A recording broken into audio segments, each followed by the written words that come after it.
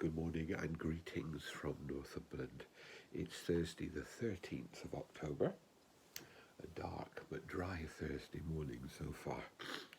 And this week, while we've been celebrating a number of significant saints, the Gospel readings for Ordinary Time have continued through St. Luke's Gospel, chapter 11.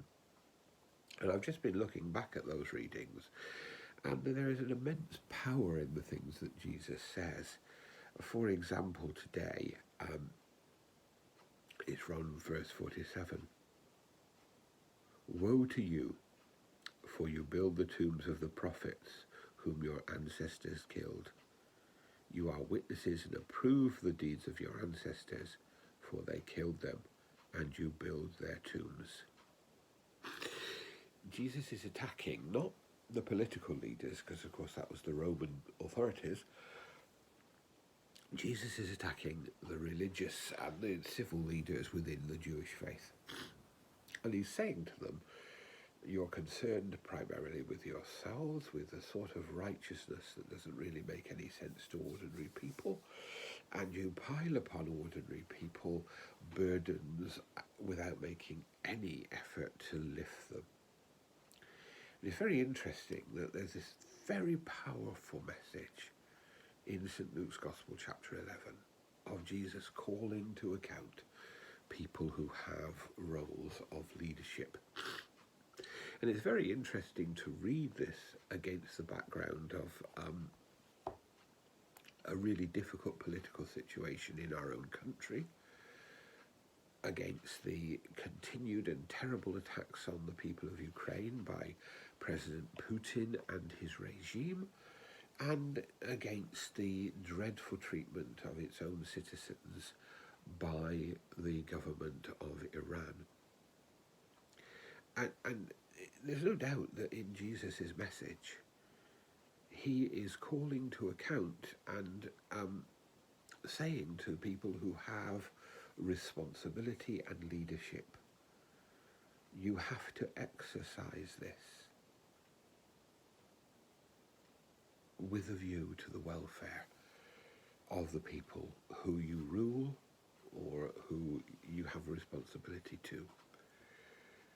So one can criticize Putin for what he's done to the people of Ukraine and, to an extent, to his own people. We criticize the government of Iran for their brutality towards their own people, and particularly towards young people and women in their society. And we have to call to account our own political leaders of whatever colour, whether they be blue or red, and say to them, you will in the end be judged upon the way in which you show compassion for and understanding of the needs of the poor. Jesus is saying this. Don't be good on the outside and bad on the inside.